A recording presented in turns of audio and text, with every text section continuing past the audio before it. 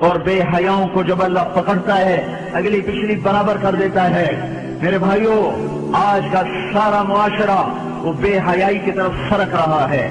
اگر ہم نے توبہ نہ کی اور اسی طرح ہمارے گھروں میں کیبل چلتے رہے اور یہ ننگے ناچ چلتے رہے تو انتظار کرو قوم لوط کی کڑک کا اور ان کے پتھروں کا اور ان کے عذاب کی بارش کا۔ اگر توبہ نہ کی تو کوئی دنیا کی طاقت نہیں جو ہمیں اللہ پاک کے عذاب سے بچا سکے۔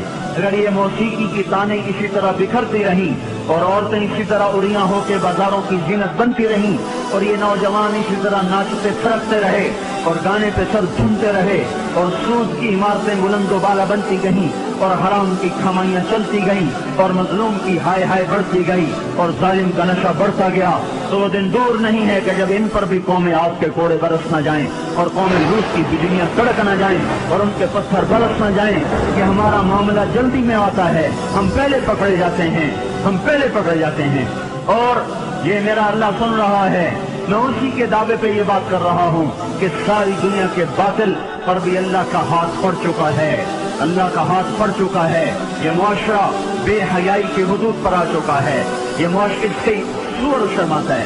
دنیا کا بے حیا ترین جانور بھی آج ان انسانوں سے شرما رہا ہے، شیطان بھی ان سے شرما رہا ہے۔ وہ بے حیائی کی حدود سے آگے جا چکے ہیں، وہ انسانیت کی چادر اتار چکے ہیں، وہ انسان نہیں ہیں، وہ جانور بھی نہیں ہیں، وہ جانوروں سے بھی بدتر ہیں، یہ زمین پر بوجھ ہیں۔ ایٹمی طاقت ہونا اللہ کو للکار نہیں سکتا، ایٹمی طاقت ہونا اللہ کو ڈرا نہیں سکتا، کائنات کے انسانوں کا خون کر دینا انہیں اللہ کے دربار میں کوئی کبھی نہیں بنا سکتا۔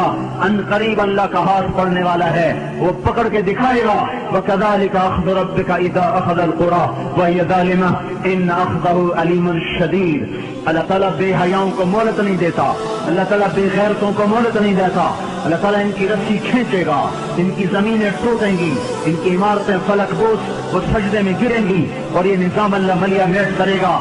اور کس لیے؟ آپ میرے گھر میں چھلکا پھینکو، پھر چھلکا پھینکو، پھر چھلکا پھینکو، پھر پتھر پھینکو، پھر ایک دن اٹھا کے گندگی پھینک دو تو میں بھی آستینے چڑھا لوں گا۔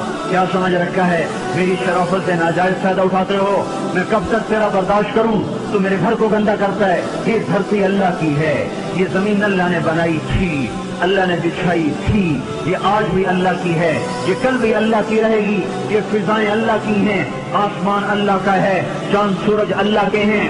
یہاں اللہ تعالیٰ بدماشی کو کچھ تو مہلت دیتا ہے۔ آپ نے زمین کو زنا سے گندا کیا، وہ دیکھتا رہا، سود سے گندا کیا، وہ دیکھتا رہا، مظلومے کو خون بہائے، وہ دیکھتا رہا، گھروں کو آگ لگائی، وہ دیکھتا رہا، ناچنا شروع کر دیا، وہ دیکھتا رہا، گھر گھر میں گانے بجانے اور گانے بجانے کے آلات عام ہو گئے، وہ دیکھتا رہا، رنڈیاں گانے والیاں معزز ہو گئیں، وہ دیکھتا رہا، فاسق فاجر زانی شرابی وہ آپ کے ہیرو بن گئے، وہ دیکھتا رہا، ظالم حکمران بن گئے، وہ دیکھتا رہا۔ آخر ہی تو اس کو بھی جوش آنا ہے کہ تم ہوتے کون ہو میری زمین کو گندا کرنے والے، تم ہوتے کون ہو میری زمین کو کالا کرنے والے، تم ہوتے کون ہو میری فضاؤں کو رنڈیوں کے گانوں سے بھرنے والے۔